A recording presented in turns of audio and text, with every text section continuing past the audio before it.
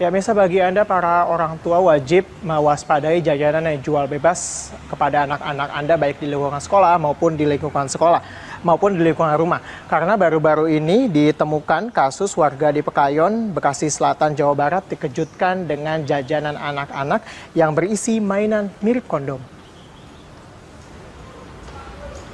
Jajanan anak berisi mainan mirip kondom itu dijual di salah satu warung yang ada di dekat sekolah dasar di wilayah Pekayon. Orang tua yang terkejut langsung melaporkan ke Pusat Pelayanan Terpadu Pemberdayaan Perempuan dan Anak Kota Bekasi dan dilanjutkan ke pihak kepolisian Polsek. Sebelum melaporkan ke polisi, pihak P2TP2A melakukan penyelidikan atas aduan warga tersebut. Dari 30 kemasan, 18 berisi mainan itu dikemas dalam kotak ukuran sedang bermerek Kotak Kado, bertuliskan Boom Seru dan bergambar kartun anak-anak. Atas semua itu, pihak P2TP2A menghimbau seluruh orang tua agar lebih mewaspadai terhadap makanan yang dijajakan di sekitar sekolah. 29 lah, saya lapornya 30 ya. Saya lapornya di sana memang sudah tidak ada lagi. Udah benar-benar dicek apa sebenarnya dan hasilnya juga udah keluar. Ternyata kan memang mainan dan itu dianggap sebagai balon. Cuman memang yang kami pertanyakan kan harusnya itu ya tidak layak ada bersama dengan anak-anak. Kalaupun nyambungnya di mana gitu. Pemirsa, saat ini sebanyak 118 ex-Gavatar akan menjalani sejumlah program di Panti Binaan Insan milik Dinas Sosial DKI Jakarta. Berikut laporan Julita Telaun Banua dan juru kamera Ria Nuryaningsih.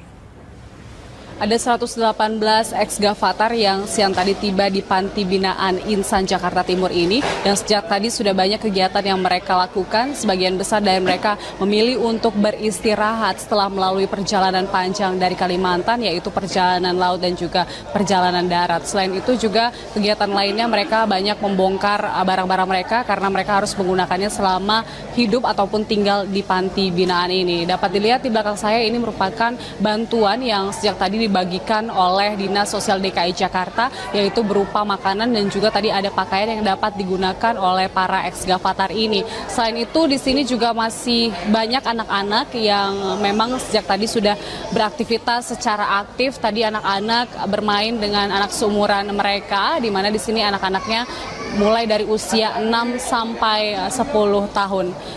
Beberapa waktu lalu Kepala Dinas Sosial DKI Jakarta datang ke sini untuk memantau dan juga mengarahkan para ex-Gavatar ini untuk tetap tinggal dan menjalani berbagai program dan juga kegiatan. Di antaranya adalah trauma healing yang didampingi langsung oleh psikolog dari Dinas Sosial DKI Jakarta. Selain itu ada ceramah NKRI, ini bertujuan untuk dapat menanamkan kembali rasa cinta kepada tanah air. Selain itu ada ceramah keagamaan dan juga konseling lainnya untuk mengurangi dan menetralisir ideologi-ideologi dari Gavatar dan juga ideologi radikal lainnya. Belum dipastikan hingga kapan para ex-Gavatar ini harus tinggal di Panti Binaan Insan ini, dan kemudian apakah mereka harus kembali ke tempat asal mereka, apalagi sebelumnya mereka mengaku enggan untuk kembali ke tempat asal mereka karena takut tidak diterima oleh lingkungan sekitar mereka. Namun putusan ini akan menjadi bagian dari Menteri Sosial nantinya. Namun menurut kepala panti di sini, selama 3 hari mereka harus menjalani program dan juga didampingi secara intensif oleh staf dari Dinas Sosial DKI Jakarta. Julita Telaun Banua, Ria Nuryaningsih, Berita 1 Jakarta. Hingga kini polisi terus memburu pelaku yang menaruh sianida dalam kopi yang diminum Mirna. Sejumlah saksi sudah diperiksa penyidik Polda Metro Jaya, termasuk beberapa karyawan kafe dan 2 orang teman Mirna, yaitu Hani dan Jessica Wongso.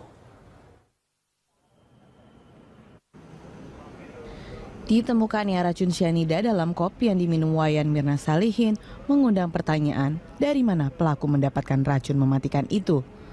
Bukan spekulasi, sianida tidak dijual bebas. Sianida hanya dijual bagi mereka yang punya izin dari polisi atau dalam bentuk drum seberat 50 kg. Polisi menduga pemberi sianida untuk Mirna memiliki profesi khusus. Sang pemberi adalah orang yang tidak asing dengan racun mematikan tersebut, atau sang pemberi memang punya akses untuk mendapatkan senyawa mematikan itu. Bukan tanpa sebab jika spekulasi yang berkembang adalah Mirna dibunuh. Sebab pengguna sianida bukan orang sembarangan. Racun sianida merupakan salah satu racun paling mematikan. Dalam kajian yang terdapat dalam laman BPPT, pada dosis rendah sianida biasa digunakan petani untuk membunuh hama tanaman. Namun, dalam dosis yang lebih besar, racun ini bisa memberikan efek kejang-kejang hingga menyebabkan korbannya meninggal dunia. Zat sianida bahkan mampu membunuh korbannya hanya dalam waktu 15 detik saja. Zat sianida yang terkandung dalam kopi yang dikonsumsi Mirna adalah sebanyak 15 gram atau setara dengan 1 sendok teh. Jumlah tersebut mampu menewaskan hingga 25 orang. Hingga kini polisi terus memburu dari mana pelaku mendapatkan racun tersebut dan siapa yang menaruh sianida dalam kopi yang diminum Mirna. Sejumlah saksi sudah diperiksa penyidik Polda Metro Jaya termasuk beberapa karyawan kafe dan 2 orang teman Mirna yaitu Hani dan Jessica Wongso. Polda Metro Jaya mengisyaratkan mulai membidik tersangka untuk kasus kematian Mirna. Polisi juga sudah mengantongi 4 alat bukti yang akan digunakan untuk menetapkan tersangka. Polda Metro Jaya telah membidik tersangka untuk kasus kematian Mirna. Polisi bahkan memberi pesan terbuka kepada tersangka agar kooperatif dan mengakui kesalahannya sehingga bisa meringankan saat penuntutan nantinya di pengadilan. Siapapun yang melakukan ini, yang jelas ya kami sudah mendapatkan data awal dari laboratorium forensik bahwa sianida itu ada di kopi. Siapapun yang melakukan lebih baik kooperatif dan itu akan jauh meringankan daripada berbelit-belit, dan nanti akan menjadi rekomendasi kami kepada jaksa penuntut umum bahwa tersangka dari awal berbelit-belit keterangannya, ya menyembunyikan sesuatu. Lebih baik terbuka, khilaf dan sebagainya mengakui. Kalau tidak kami punya cara untuk mengungkap kasus ini. Itu. Polda Metro Jaya juga telah mengantongi 4 alat bukti yang digunakan pada penetapan tersangka di kasus Mirna Salihin yang diduga tewas karena diracun. Namun tersangka belum diumumkan karena harus menunggu gelar perkara. Nah nanti kalau kami meningkatkan status siapapun menjadi tersangka dan tersangka deny, ya menolak atau menyangkal, kami tidak masalah. Tapi sudah kami kunci dengan 4 alat bukti yang lain. Nah, 4 alat bukti itu sedang dikerjakan.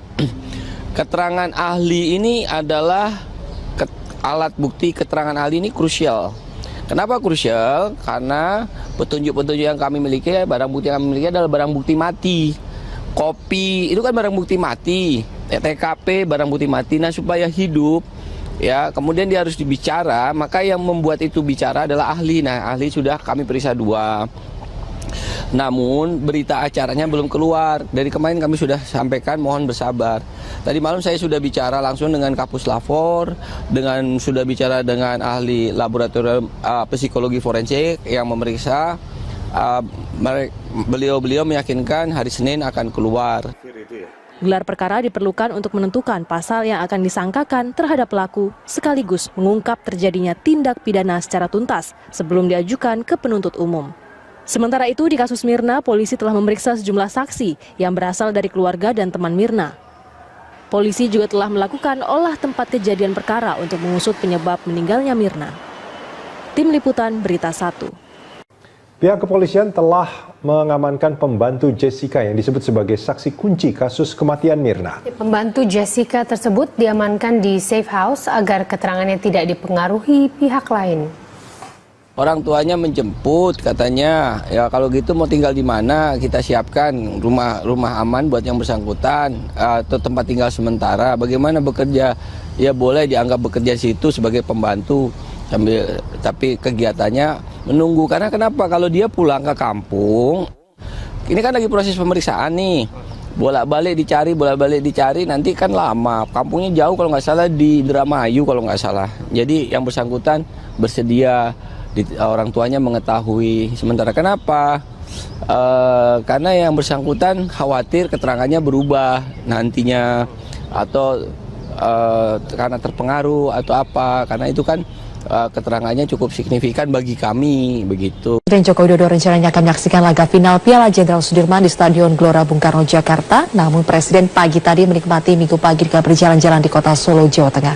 Presiden Jokowi asyik menikmati salah satu hasil kebijakannya saat menjabat sebagai Wali Kota Surakarta, yaitu Car Free Day di Jalan Slamet Riyadi, Kota Solo.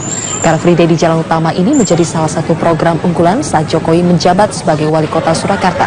Presiden Jokowi berjalan kaki dari Gendengan hingga Bundaran Geladak atau sejauh kurang lebih 3 km. Di beberapa titik Presiden Jokowi berhenti untuk menyapa warga yang beraktivitas di Car Free Day.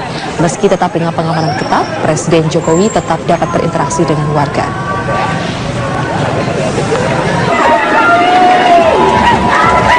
Demikian. Mirsa, perang terhadap narkoba terus dikibarkan aparat kepolisian. Sore tadi ratusan petugas gabungan dari Polres Metro Jakarta Barat menggerebek Kampung Ambon, Cengkareng, Jakarta Barat. Sekitar 200 petugas gabungan dengan senjata lengkap dan rompi anti peluru diterjunkan ke Kampung Ambon. Para petugas memeriksa 7 rumah yang dicurigai menjadi tempat peredaran narkoba.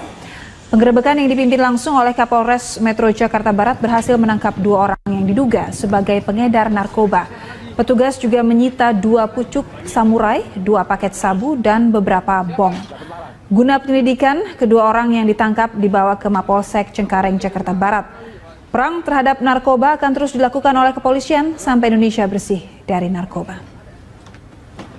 Oh iya. Itu bom itu.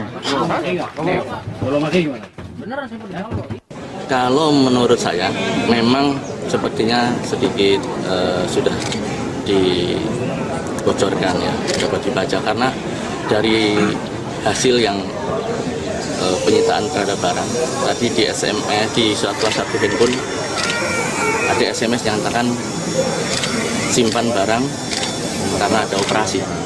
Jadi menurut pendapat kami bahwa operasi ini sudah diketahui sebelumnya oleh mereka dan jika